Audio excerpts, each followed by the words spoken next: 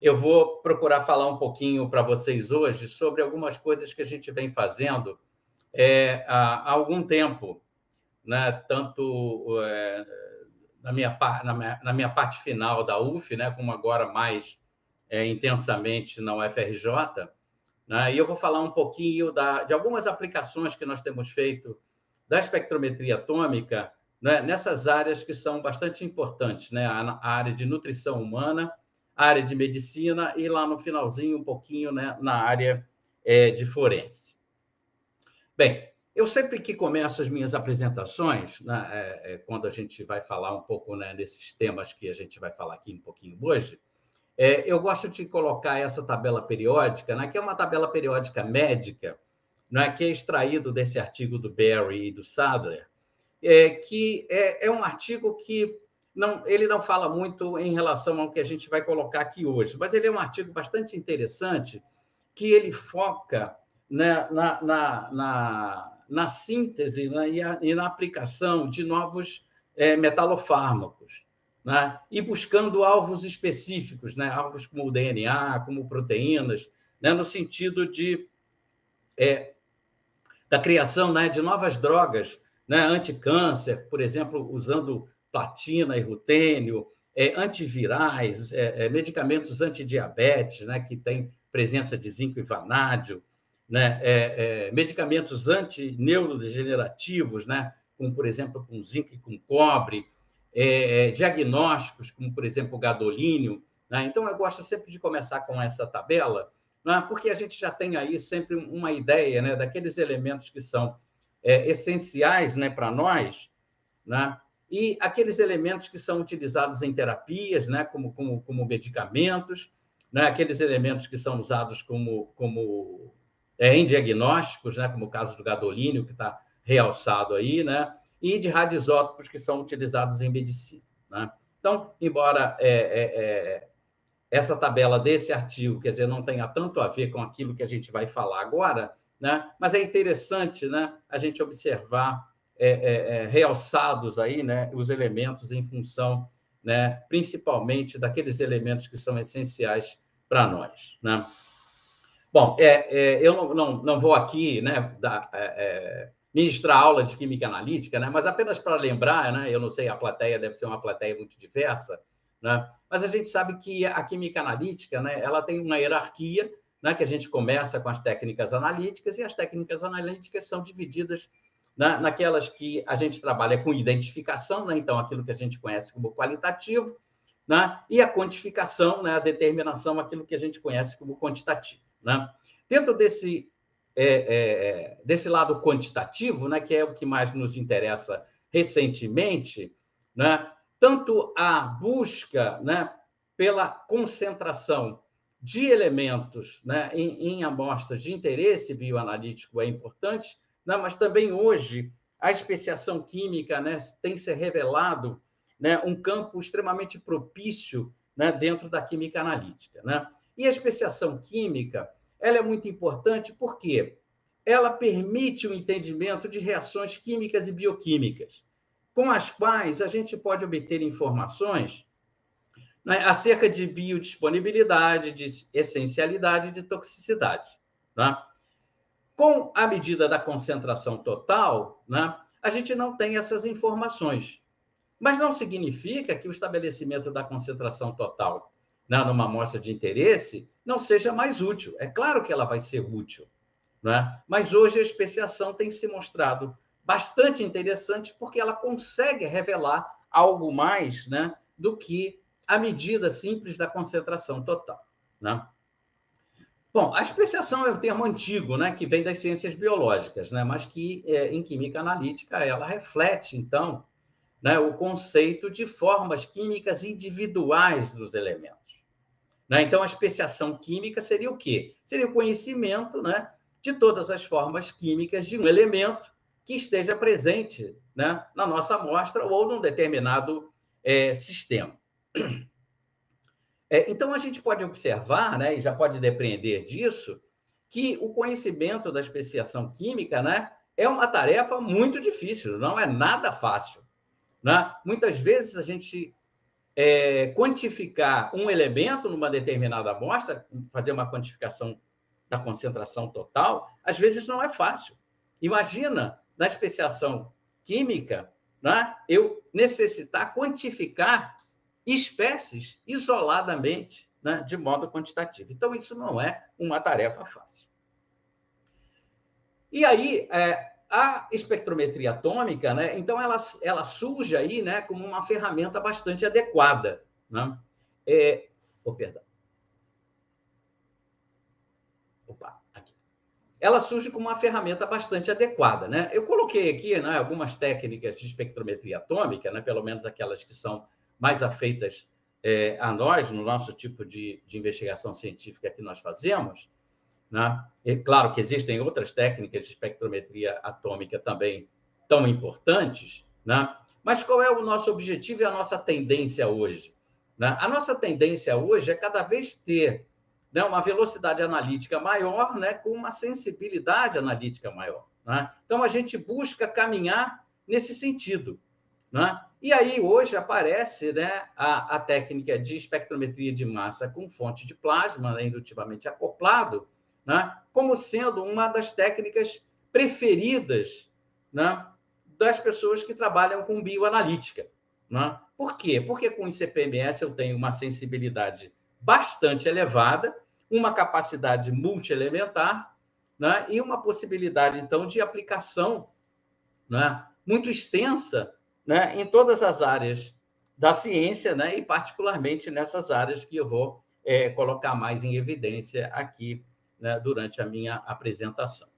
Né? Volto de novo aqui com essa tabela periódica, né, e aí ressaltando um pouquinho, né, o ferro e o selênio, eu vou falar um pouquinho, então, sobre ferro e selênio, que são dois elementos essenciais, né, para nós. Bom, eu vou falar sobre o ferro e o selênio, né, considerando o quê? Considerando o leite materno humano e considerando as fórmulas infantis. Bem, então, de acordo com a Organização Mundial da Saúde, o que acontece? Né? Os bebês, né, quando eles nascem, né, eles são classificados, né, de acordo com o tempo de gestação. Né? Então, eu tenho aqueles que são bebês que nascem a termo, né, em que o nascimento ocorre entre 37 e 42 semanas, né, de gravidez, e aqueles que são prematuros, né, em que o nascimento acontece antes de 37 semanas. Né? Bom, se eu tenho a possibilidade do leite materno humano e se eu tenho a possibilidade das fórmulas infantis, né, como é que eu devo alimentar, né, esses novos seres, né, esses bebês? Né? Como é que eu vou escolher? Qual deve ser a escolha, né, do leite ideal que eu devo fornecer a esses bebês? A mesma Organização Mundial de Saúde, né, numa recomendação de 2013, né, ela tem algumas recomendações, sendo que a recomendação mais importante é essa recomendação de número 5, que ela diz que os bebês devem se alimentar exclusivamente com leite materno. Né? Isso deve acontecer pelo menos até os 6 meses de idade. Então, essa é a recomendação da Organização Mundial da Saúde, né, que as mães deveriam seguir. Né? Por várias razões, né, às vezes essa recomendação, né, não pode ser seguida, né? E aí tem uma série de razões, né, que a gente não vai considerar aqui. Né? Então, novamente, né, se eu não conseguir, né, alimentar os bebês com o próprio leite materno, o que se deve fazer? Se deve recorrer aos bancos de leite, né, aos doadores de leite humano. Né? Então, o Brasil, né, ele até é um país que é bem avaliado, né, em relação aos bancos de leite. Né? O Brasil é até exemplo, né, para alguns países do mundo, né, pela sua estrutura nacional de bancos de leite. Né? Então, se a mãe, né, própria não possui leite ou, por alguma razão, ela não pode amamentar, né, a segunda alternativa seria que os bebês pudessem, então, ser amamentados com o leite materno, né, oriundo, né, de uma outra mãe. Se ainda assim não for possível, né, se recorrer aos bancos de leite, né, a única alternativa que resta, né, é utilizar o quê? Utilizar as fórmulas infantis, né, que é, então, um leite artificial, né, que é criado, né, para substituir, então, o leite materno humano. Bem, existe diferença entre o leite materno humano e as fórmulas infantis? Né? Entre o próprio leite materno humano, existem diferenças na composição desse leite? Sim, a gente sabe que existe. Por quê? Porque o leite materno, em função da maturação dele, ele leva, inclusive, 3 nomes diferentes, de acordo com o grau de maturação dele. Né? Entre 1 a 7 dias é o chamado colostro, entre 8 a 15 dias é o leite de transição e acima de 15 dias é o leite maturo, né? O leite maduro. Então, o que acontece? Esse leite ele vai mudando a sua composição, não é? Em função das necessidades do recém-nascido. Não é? Então, o colostro, por exemplo, ele tem muito mais uma função imunológica do que uma função alimentar. Né? Essa é uma das razões pelas quais os bebês, quando nascem, né, nos primeiros dias, ele perde peso. Ele perde peso porque o colostro tem uma maior como maior objetivo, né, aumentar a imunidade do bebê. Né? E depois ele passa a ganhar peso à medida que o leite vai amadurecendo, então ele vai ganhando então mais nutrientes, que vai fazendo com que o bebê então aumente de peso. Né? Nas fórmulas infantis, né? Qual será a composição dessas fórmulas infantis? Será que elas mimetizam exatamente o leite materno humano? Então, para que a gente possa ter uma resposta para isso, né, a gente pode simplesmente medir a concentração total, né, tanto no leite materno humano quanto nas fórmulas infantis. Então, isso aqui é parte de um trabalho que nós realizamos em colaboração com a Maternidade Escola aqui da UFRJ, né, que tem um banco de leite materno que é agregado, né, à rede de banco de leite nacional, junto com o Instituto de Nutrição da UFRJ. Então, na maternidade escola foram selecionadas algumas mães, tanto que tiveram parto prematuro quanto de parto a termo, que puderam, então, ceder os seus leites e, no final, né, dessa amostragem toda, nós ficamos aqui com 25 amostras de leite materno humano, distribuídas aqui entre mães que tiveram parto prematuro e mães que tiveram parto a termo, né? E a gente tem aqui algumas amostras, então, que foram coletadas e trabalhadas nesse trabalho. Né? É importante a gente ressaltar aqui que, mesmo numa colaboração com o Banco de Leite, com a maternidade, né? Esse tipo de trabalho com humanos é muito difícil. Né? Porque, primeiro, a gente tem uma dificuldade, né, até de relacionamento, né, de se fazer entender, né, por exemplo, aos médicos, aos nutricionistas, né, que eles não entendem muito a linguagem da química analítica e nós não entendemos muito a linguagem deles.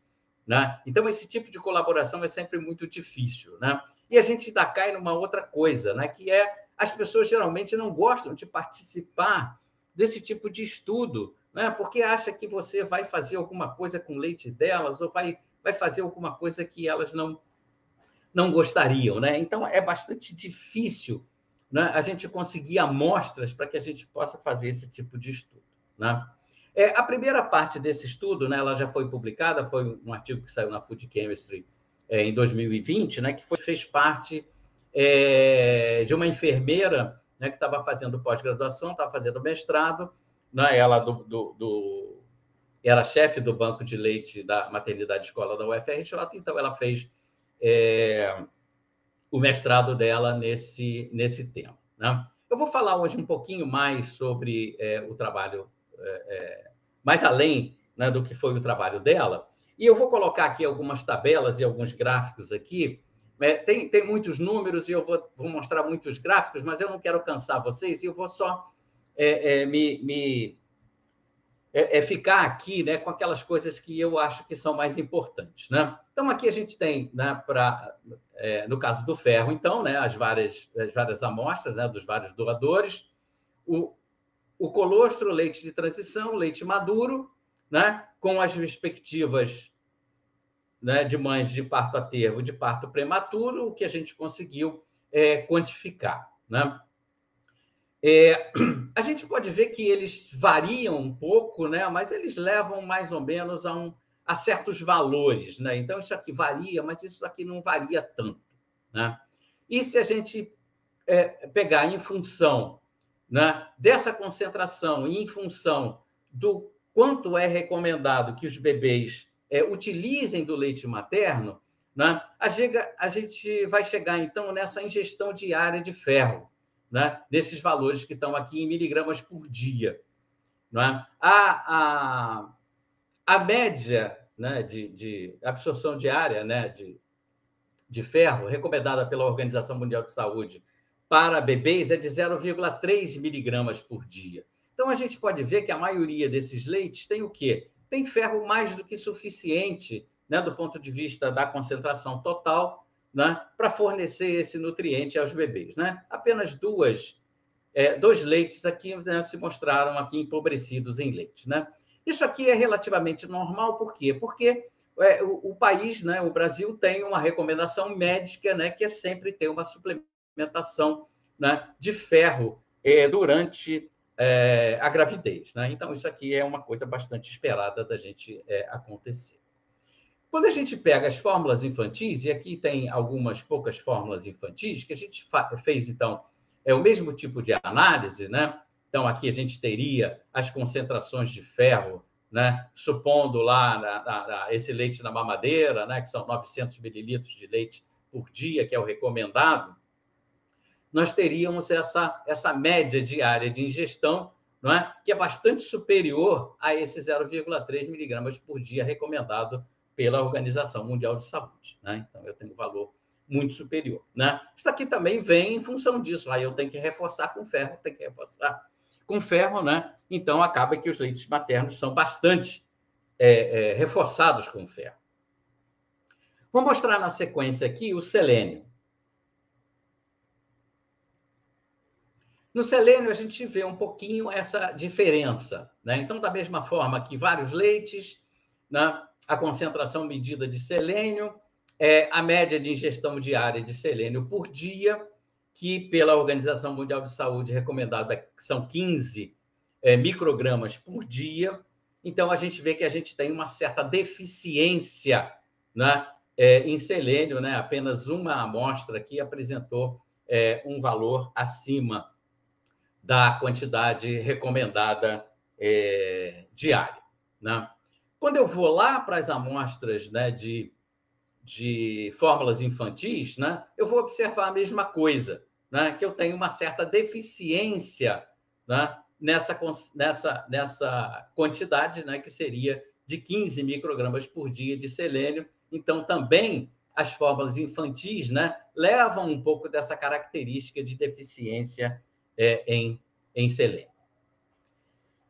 Bom, mas se eu quiser passar agora para a especiação, né? Passando para a especiação, né, se eu comparar os leites maternos com as fórmulas infantis, será que eu vou observar diferenças significativas? Então, eu tenho que fazer uma análise química de especiação para observar isso. Né? Como é que eu faço uma análise química de especiação? Para fazer uma análise química de especiação, né, eu vou precisar usar, né, não necessariamente, né, mas é o que normalmente se utiliza, né, as técnicas hifenadas. Né? Então, eu vou juntar uma técnica de separação, que no nosso caso é a cromatografia em fase líquida, né, com uma técnica de detecção, que no nosso caso é a espectrometria de massa com fonte de plasma. Então, eu tenho que fazer um acoplamento, né, do meu HPLC com o meu sistema de ICP-MS. Né? Então, essa hifenação, né, que é responsável por esse tracinho que está aqui, né? Quando a gente vê esse tracinho, ele não está aqui porque eu quis colocar, ele está aqui porque eu preciso ter, né, uma forma física, né, que ligue, né? Eu preciso ter uma interface que ligue essas duas coisas, né? Nesse caso aqui, essa interface é simplesmente o quê? Eu colocar a saída da coluna analítica do meu cromatógrafo, né? Então, do meu eluente, né? A saída do meu eluente da coluna, ela vai entrar exatamente no sistema de nebulização do meu ICP-MS, né? Então, isso é uma infenação, um acoplamento, como a gente está acostumado, né? Se eu, na cromatografia, eu consigo separar as espécies, né? E aí, o quão bem eu vou fazer a minha especiação, né? Vai depender exatamente dessa separação, né? Quanto melhor essa separação, melhor eu consigo observar, né, para cada espécie individual, quais são os elementos químicos que compõem essa espécie, né, que estão presentes junto com essas espécies, né? E algumas vezes eu não consigo separar completamente as espécies, né? Então eu vou ter uma superposição de espécies aqui e, evidentemente, que eu vou ter uma superposição dos elementos, né? Esse aqui é só uma foto do laboratório mostrando o que temos no laboratório, o nosso CPMS, que é o CPMS da Termo, que é um modelo ICAP-QC, e o nosso HPLC, que é um modelo da GE Amersham, que é o IEC Acta Explorer 10S, né? E simplesmente essa infenação, então, eu faço ligando, né, simplesmente com um tubo de Teflon, né, ligando a saída da minha coluna ao sistema de introdução de amostras, aqui é o meu nebulizador do ICP-MS. Então, dessa maneira, né, usando uma coluna de exclusão por tamanho, né, então eu vou aqui estar separando as proteínas a partir da sua massa molecular, né, eu vou ter o quê? Eu vou ter aqui frações, né, onde nessas frações eu vou encontrar as proteínas que são proteínas típicas de serem encontradas no leite materno humano. Então, aqui eu vou passar rápido aqui, porque eu tenho vários desses cromatogramas, né, que mostram, então, simplesmente o quê? Para algumas amostras, né, nesse caso aqui eu tenho um colostro, né, de mães né, que tiveram parto prematuro, né? Então, aqui eu tenho o cromatograma relacionando essas espécies que foram separadas lá na coluna, né, de exclusão por tamanho com o ferro, né? Então, todas essas espécies que são separadas aqui, elas possuem ferro, né? E assim vai acontecer no colostro de parto a termo, né? Eu vejo que eu tenho algumas diferenças, mas eu tenho um perfil mais ou menos semelhante. Aqui eu tenho leite de transição prematuro, aqui eu tenho leite de transição a termo, né? Então eu tenho um perfil que se modifica um pouquinho, mas eles mais ou menos se mantêm, né, do mesmo jeito. Aqui eu tenho o leite maduro prematuro, aqui eu tenho o leite maduro a termo. Quando eu passo, né, para as fórmulas infantis, o que eu observo? Eu observo uma diferença muito grande nessa composição em termos de proteínas. Por quê? Porque a maior parte do ferro presente na maioria, né, das fórmulas infantis, ele está presente sobre o quê? Sobre a forma de ferro inorgânico, ou seja, simplesmente é sulfato férrico que está presente nas fórmulas infantis, né? E aqui eu ressalto a F1 e a F2, que são o quê? Que são as fórmulas infantis mais vendidas no comércio, que são adequadas, né, recomendadas para bebês de 0 a 6 meses. Então, aqui a gente mostra que nós temos uma composição bastante diferente, bastante variada, né, em relação àquelas espécies que carregam o ferro do leite materno para as fórmulas infantis, né? Eu posso fazer isso, né, e nós fizemos isso, né, quantificando, né, em cada fração dessa coluna, né, quantificando, né, usando uma estratégia de diluição isotópica pós-coluna, né, em que a gente consegue fazer, né, essa quantificação, né, do ferro presente em cada faixa, né, de massa molecular dessas proteínas, né? E o que vai coincidir bastante bem, né, com o valor total que a gente quantificou também por diluição isotópica, né, mas fazendo a quantificação total a partir da digestão, né, desses materiais, tanto o leite materno humano quanto as fórmulas infantis. Né? Essa especiação, né, via diluição isotópica, ela é bastante simples de ser feita. Né? Eu tenho aqui o meu sistema cromatográfico, com a minha coluna cromatográfica, onde eu tenho a separação das minhas espécies, né? E à medida que essas espécies vão sendo separadas, eu entro com uma linha adicional aqui, né, em que eu tenho o meu traçador, né, que vai, né, meu isótopo escolhido, aonde eu vou fazer, então, os meus cálculos no futuro, né, depois em relação à diluição isotópica. Né? Eu vou fazer a análise por diluição isotópica para fazer essa medida. Né? No caso do selênio, nós vamos observar a mesma coisa. Então, vou passar também um pouco rápido aqui, porque não interessa muito a gente ficar analisando individualmente esses gráficos, é mais, né, de maneira geral. Né? Então, novamente, a gente vê que nós temos, né, perfis diferentes à medida que a gente vai fazendo, né, a nossa especiação, né, para os vários tipos de leites diferentes. Eles são diferentes, né, de pessoa para pessoa, mas eles guardam certas similaridades. Mas quando eu chego lá na fórmula infantil, o que eu observo aqui? Eu observo uma mudança radical, porque nas fórmulas infantis, basicamente, eu tenho selênio, espécies de selênio inorgânico.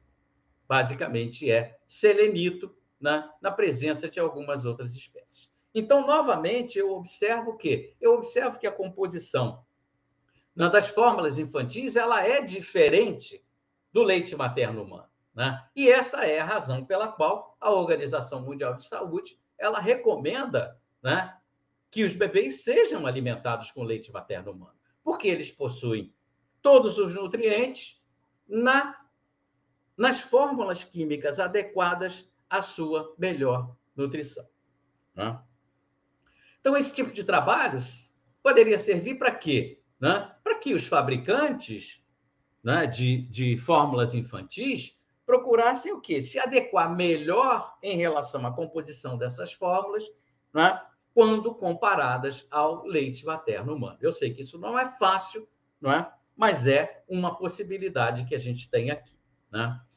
Aqui eu vou pular um pouquinho, que é só uma comparação entre essa quantificação qualitativa e quantitativa. Né? Qualitativa é só quando a gente soma, né, integra, né, as áreas dos cromatogramas em relação aos sinais, né, e quando a gente faz a quantitativa em relação à diluição isotópica pós-coluna, a gente vê que os resultados são bem parecidos. Então, essa é a primeira coisa que eu queria falar para vocês. Vamos tocar num outro assunto. Voltando aqui com a nossa tabela, agora eu vou falar um pouquinho do ferro. Falar um pouquinho do ferro, por quê? Porque o ferro ele é um elemento essencial para a vida. Né? Ele tem uma série de funções, né? Sendo que a principal função é a nossa respiração. Né? Mas ele também é causador, apesar de ele ser um macronutriente, né? Ele é causador, né, de uma série de doenças. Né? Eu tenho anemia, eu tenho hemocromatose, né? E eu tenho uma doença muito importante, né, que acomete uma grande população, né, principalmente de países com países mais pobres, né, que é a doença falciforme. A gente vai falar um pouquinho mais sobre ela. Então, é importante a gente procurar entender melhor como é que a absorção de ferro se dá no organismo, como é que é o metabolismo de ferro no organismo. Bem, a gente entende, né, consultando a literatura, que nós precisamos, né, de uma absorção, de uma ingestão de ferro, né, da ordem de 1 a 2 miligramas por dia de ferro absorvido. Né? Esse ferro é absorvido, então, no sistema gastrointestinal, não é? E nesse sistema também a gente tem uma perda, né, de cerca de 1 a 2 miligramas por dia. Né? Então, essa absorção é basicamente para compensar essa perda. Esse ferro que é absorvido aqui pelo sistema gastrointestinal, ele vai direto para a medula óssea. Na medula óssea, ele vai passar a fazer parte dos eritrócitos, das células vermelhas. Nessas células vermelhas também ele tem uma ciclagem, né? E essas células vermelhas, quando são fagocitadas, então, elas acabam, né, sendo destruídas, e eu tenho um ciclo aqui, novas células vermelhas são formadas, né? E esse ferro também ele é acumulado, né? Ele é guardado, né? Através de espécies aqui que estocam, né? Algumas proteínas que estocam ferro, né? Como a ferritina, né? Que é o estoque do nosso ferro. Bem, como é que eu posso medir, então, a absorção de ferro? Eu posso medir a absorção de ferro usando isótopos estáveis, né? O ferro tem 4 isótopos estáveis, né? O ferro 54, ferro 56, ferro 57 e ferro 58. O ferro 56 é o ferro mais abundante, né? Então, o que eu posso fazer? Eu posso administrar um desses isótopos, né? Eles vão chegar no sistema gastrointestinal, vão ser absorvidos, vão passar a medula óssea e vão ser, então, retidos nos eritrócitos, né? Então, a literatura diz que cerca de 80% desse ferro é absorvido, ele vai parar nos eritrócitos, né? Quando eu administro um isótopo de ferro, são isótopos estáveis, né? Portanto, eles não têm nenhuma influência, né, no organismo humano. Em cerca de 14 dias, eles são completamente assimilados por esses eritrócitos. E o tempo de vida dos eritrócitos é de cerca de 120 dias, né? Então, logo após serem incorporados, eles permanecem no organismo humano por um tempo bastante elevado. Como é que a gente mede, então, essa absorção de ferro? A Agência Internacional de Energia Atômica tem como se fosse uma cartilha, né, um manual, né, em que nos ensina a fazer essa medida dessa absorção de ferro.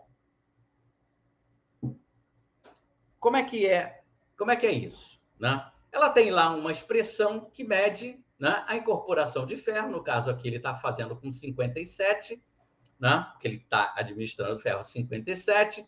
Eu vou ter um fator, né, esse RT e esse R0, né, que são o quê? Que são as relações isotópicas de ferro 57 e 56, né, num determinado tempo depois que eu administrei a dose de ferro 57, né, dividido por essa relação aqui, 57 e 56, no nível de base, né, ou seja, no tempo zero, né, em que eu fiz essa administração, né?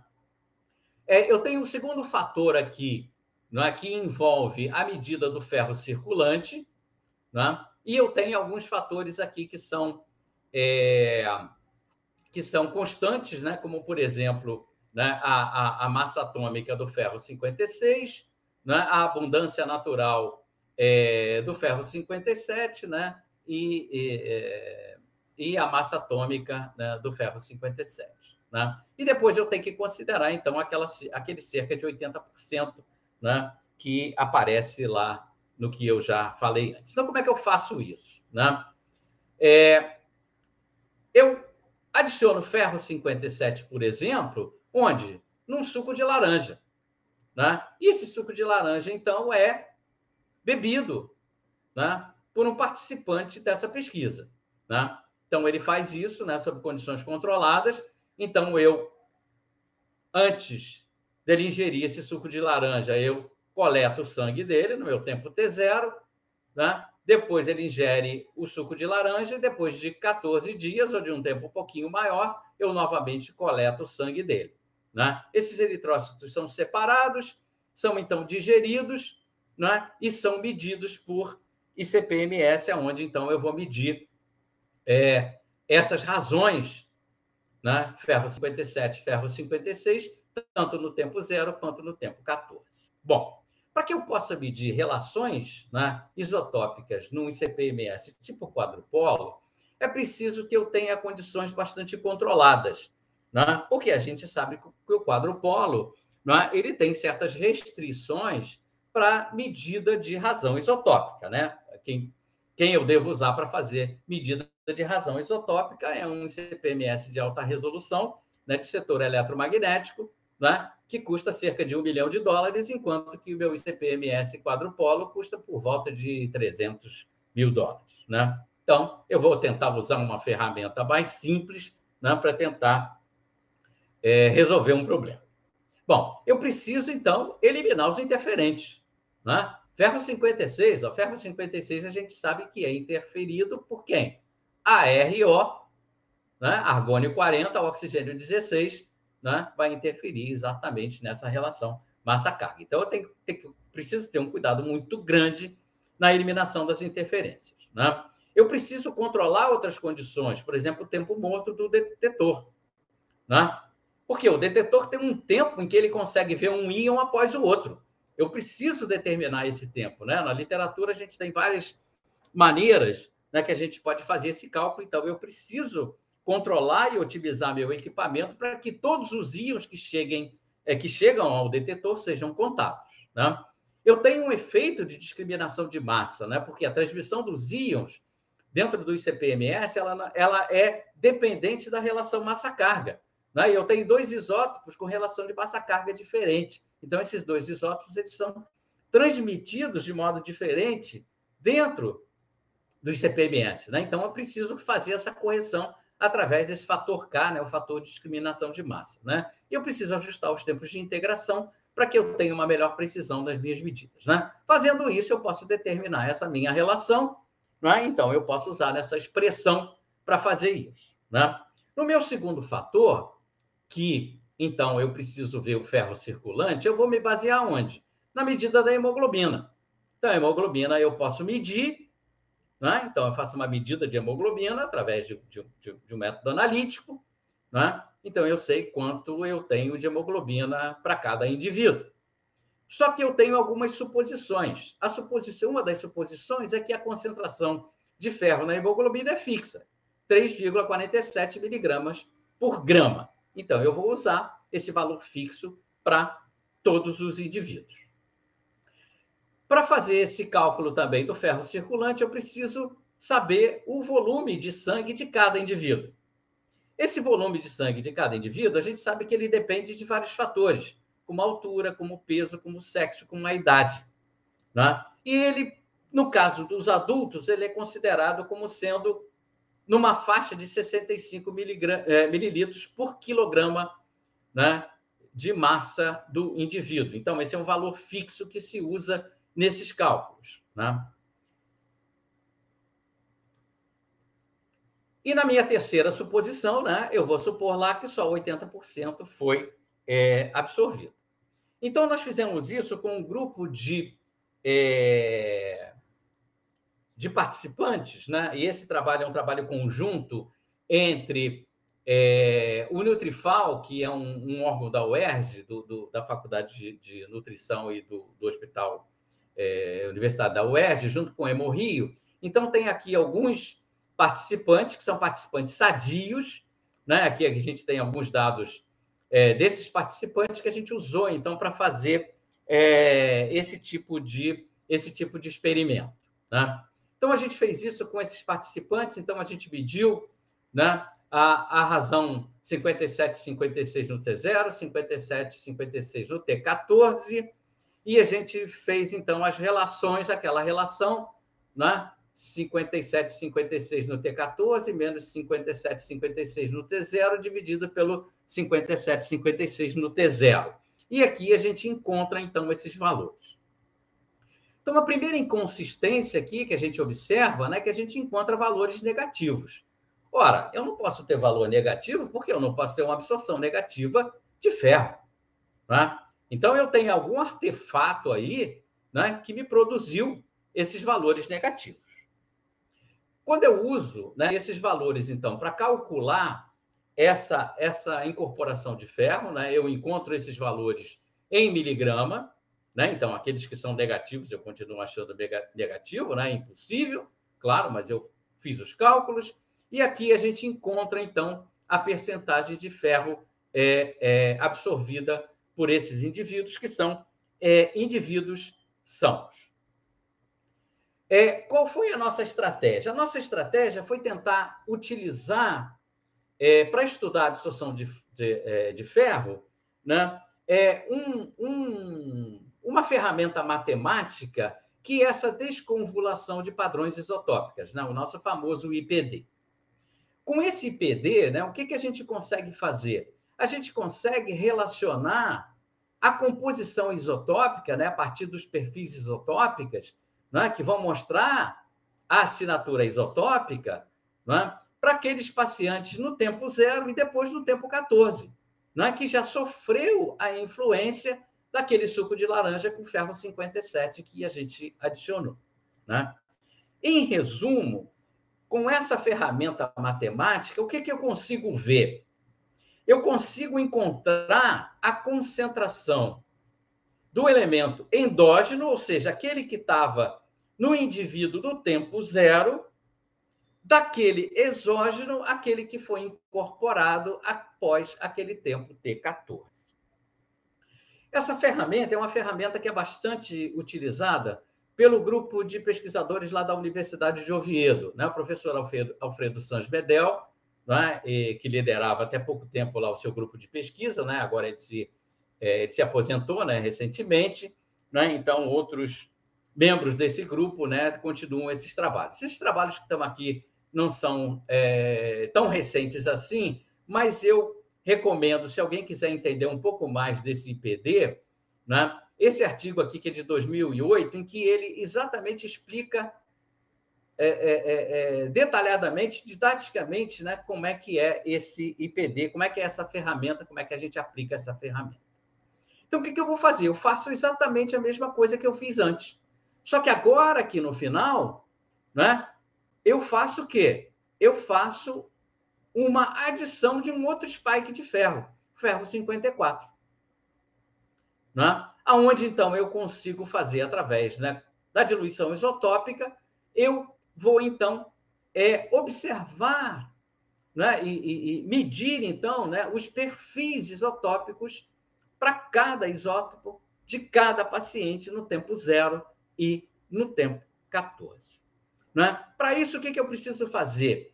Tanto o meu spike, né, que foi lá colocado junto com suco de laranja, quanto o meu spike, né, que eu vou adicionar aqui para fazer a diluição isotópica, eles precisam estar muito bem caracterizados. Né? Coisa que o manual da Agência Internacional de Energia Atômica não prevê, embora ele cite lá algumas maneiras da gente fazer algumas correções, mas, em geral, o que a gente observa nos trabalhos é que essas correções não são feitas. Além do mais, quando a gente usa a técnica de diluição isotópica, ela é uma técnica primária, né? Portanto, ela é uma técnica mais exata do que qualquer outra, porque ela não independe de calibração. Né? Eu preciso ter meu instrumento calibrado, mas eu não preciso fazer curva de calibração. Então, não tenho os erros inerentes das curvas de calibração.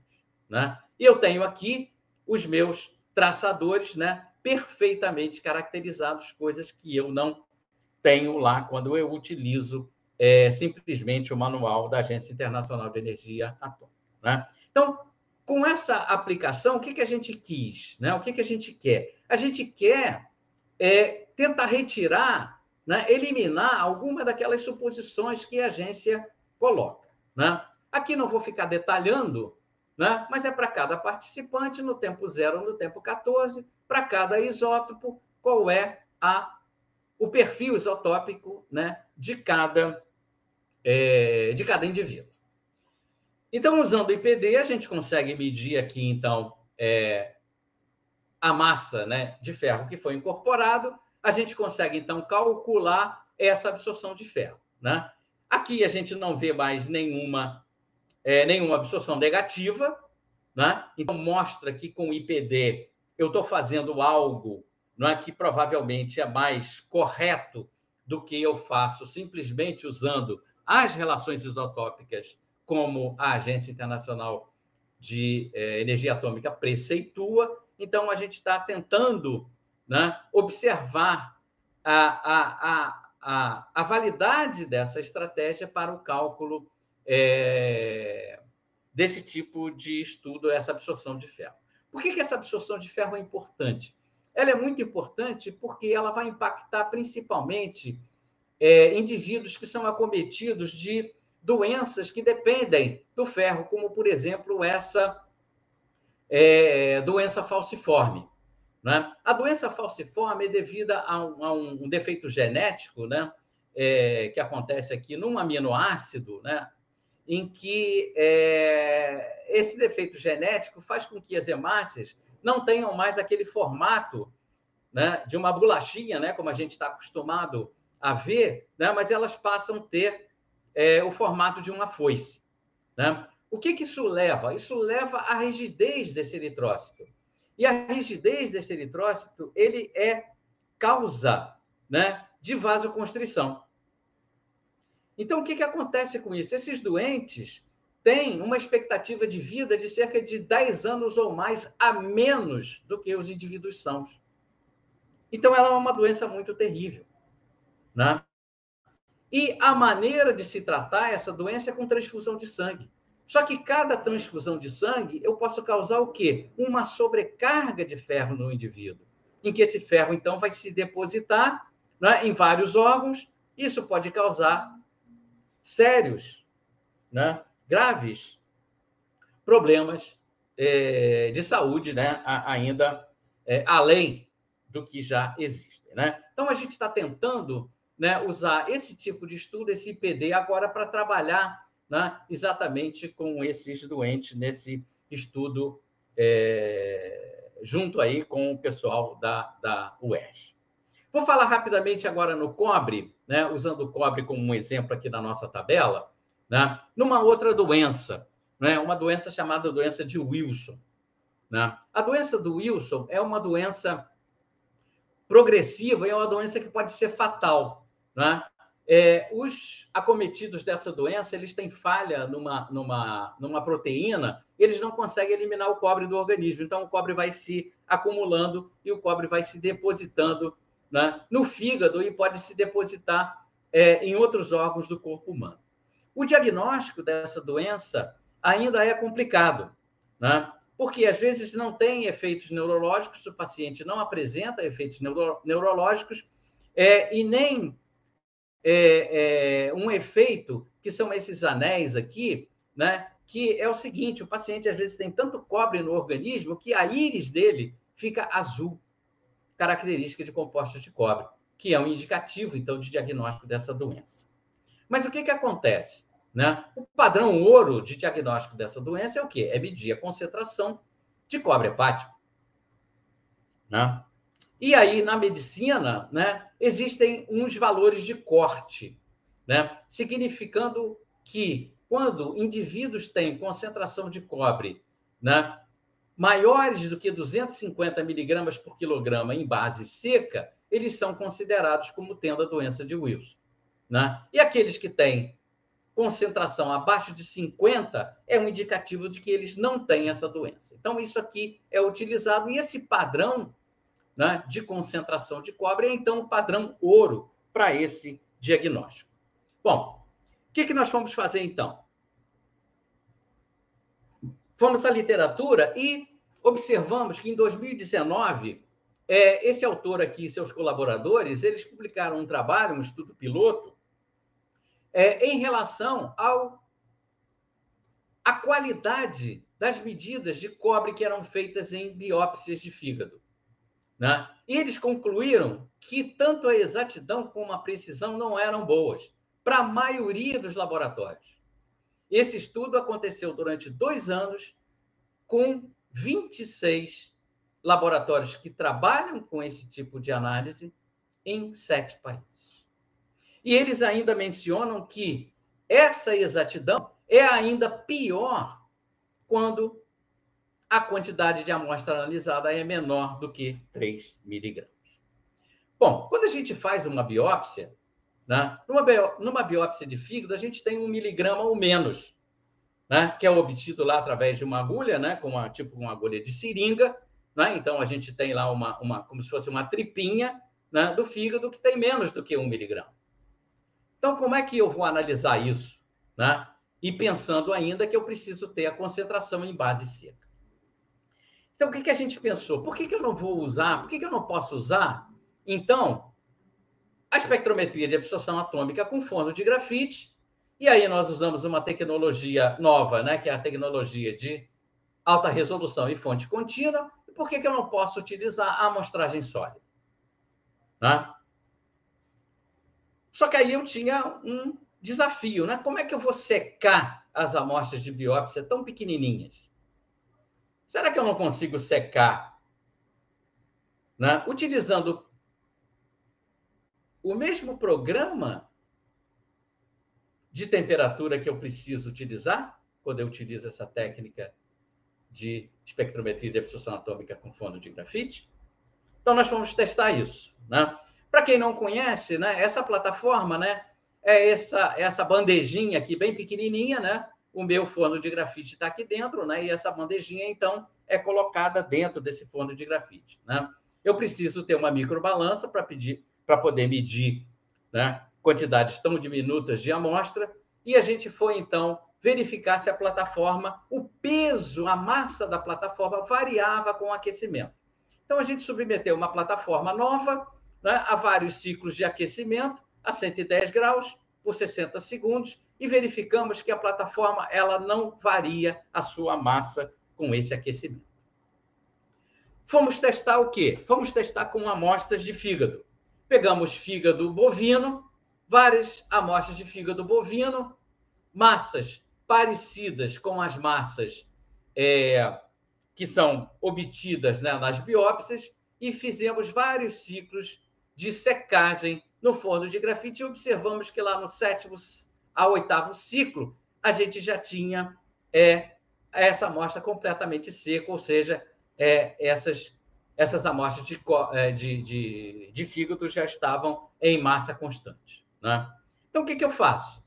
Eu, então, fiz um programa de temperatura, né, usando, então, nessa etapa de secagem para secar as minhas amostras, empregando esses 10 ciclos de secagem com as outras características que nós avaliamos, né, no caso do cobre. O cobre, na realidade, ele é um elemento bastante fácil de ser determinado por essa técnica de espectrometria de absorção atômica com forno de grafite, então eu não tenho muitos problemas em quantificar cobre por essa técnica. Como eu posso ter uma faixa muito grande, né, de concentração em relação ao cobre nessas biópsias, nós estudamos 3 linhas analíticas de cobre com sensibilidades diferentes, né? Uma linha analítica para concentrações bem baixas, uma linha analítica para concentrações intermediárias e uma linha analítica para concentrações mais altas, né? Aqui estão, então, os parâmetros de limite de detecção e limite de quantificação. Um outro problema seria como é que a gente vai calibrar, né? Como o cobre é um elemento bastante tranquilo, né, de ser quantificado por forno de grafite, nós verificamos, né, que era possível se fazer uma calibração externa com soluções padrões, né? Então, a nossa calibração é bastante simples, embora estejamos utilizando a amostragem sólida. Então, aqui nós temos alguns resultados, né, de fígado bovino, né, de uma amostra certificada aqui, e de fígados de rato, né, de animais de laboratório, em que nós usamos esse método desenvolvido, né? Para algumas delas a gente comparou com o ICP-MS e conseguimos então uma amostra de biópsia em que a gente conseguiu também fazer essa medida e a gente conseguiu então observar, né, que esse método desenvolvido, né, com a secagem da própria amostra sobre a plataforma durante o programa de temperatura do forno de grafite era conveniente para a gente fazer essas determinações. Eu sei que eu já estou cansando vocês, mas eu vou pedir mais 5 minutos mais para falar da última parte, né? E agora nós temos de novo a nossa tabela aí, né, com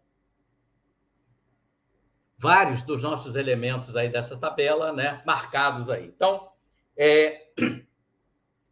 agora, na realidade, eu vou estar atirando para tudo quanto é lado, né? O que a gente vai estar vendo aqui? Eu vou estar querendo analisar resíduo de arma de fogo, né?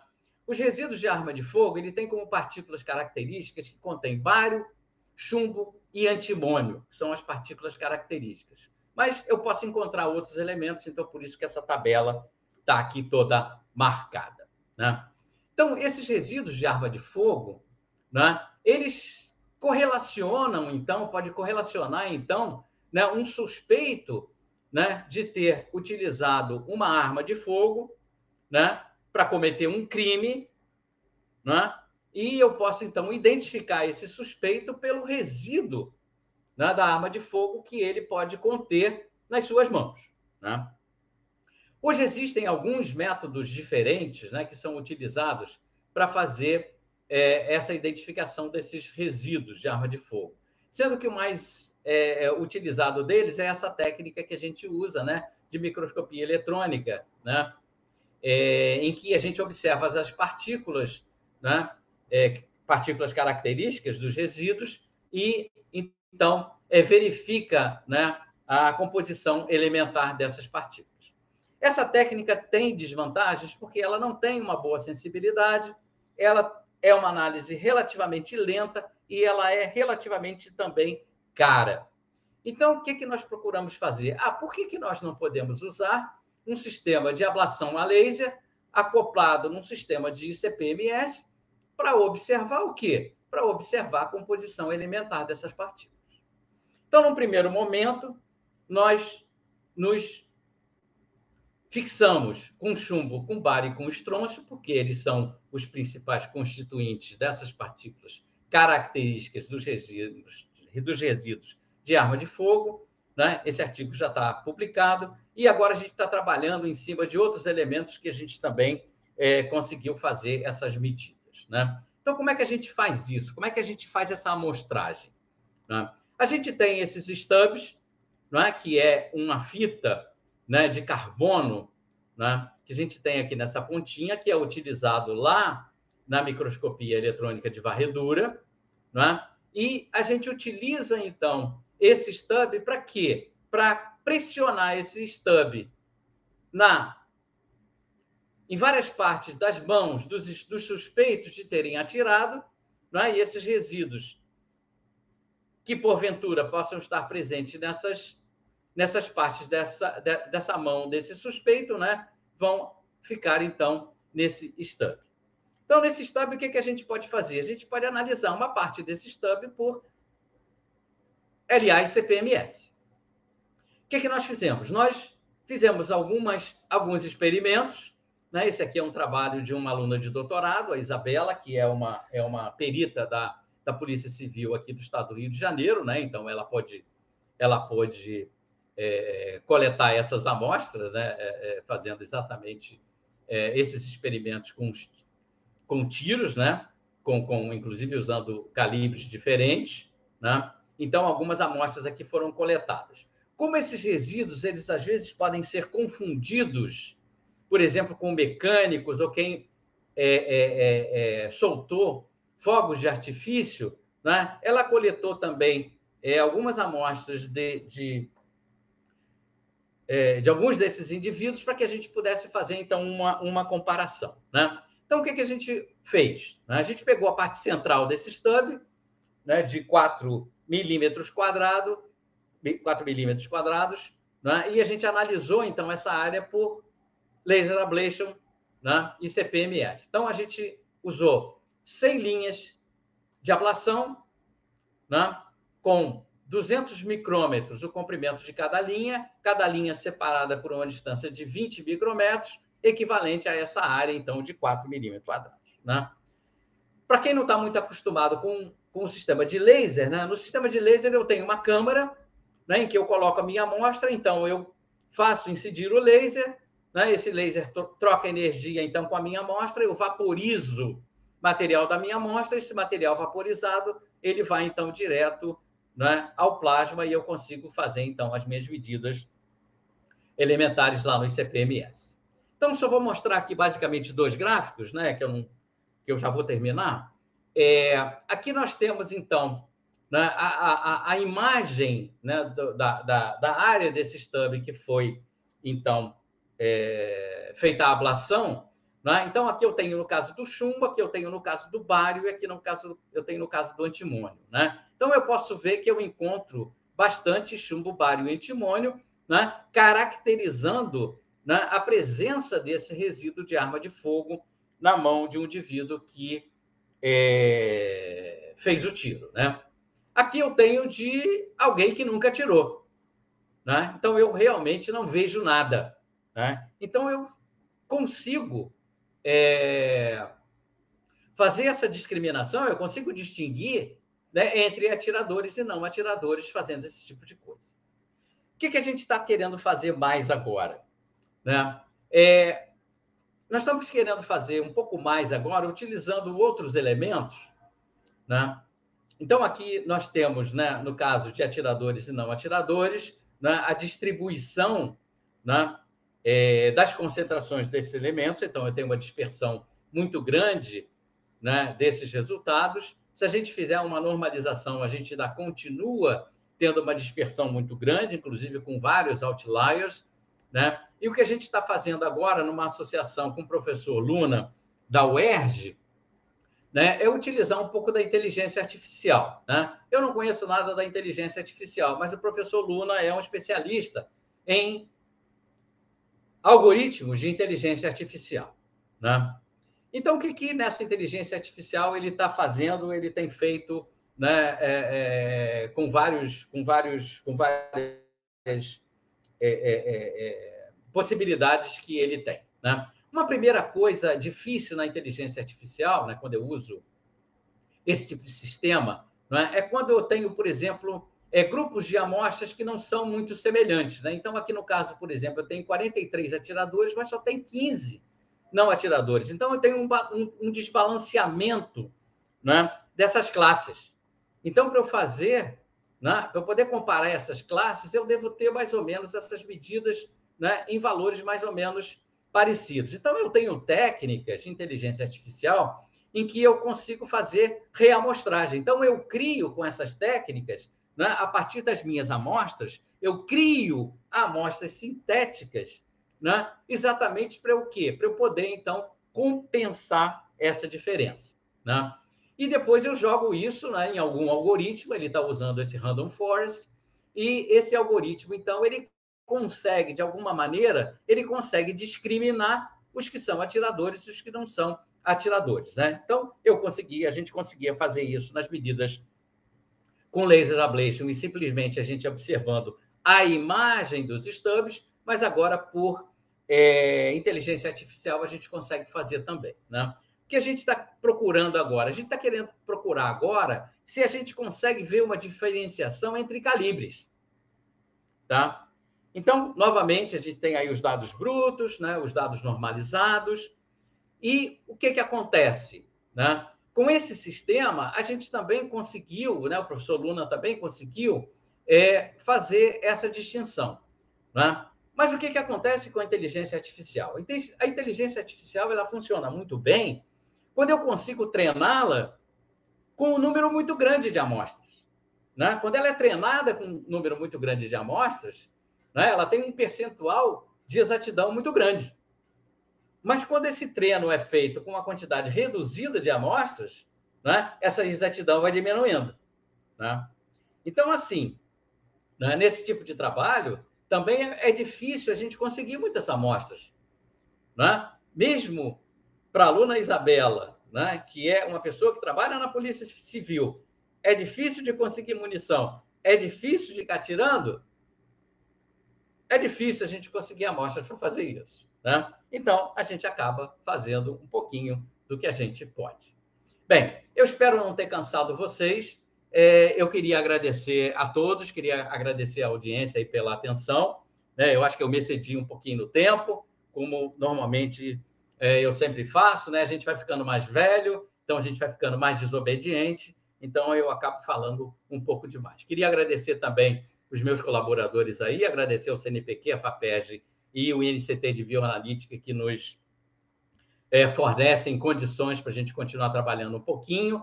Deixo aqui o meu e-mail, né, se alguém precisar de alguma ajuda ou alguma informação adicional em relação a isso que eu coloquei, eu fico, então, à disposição.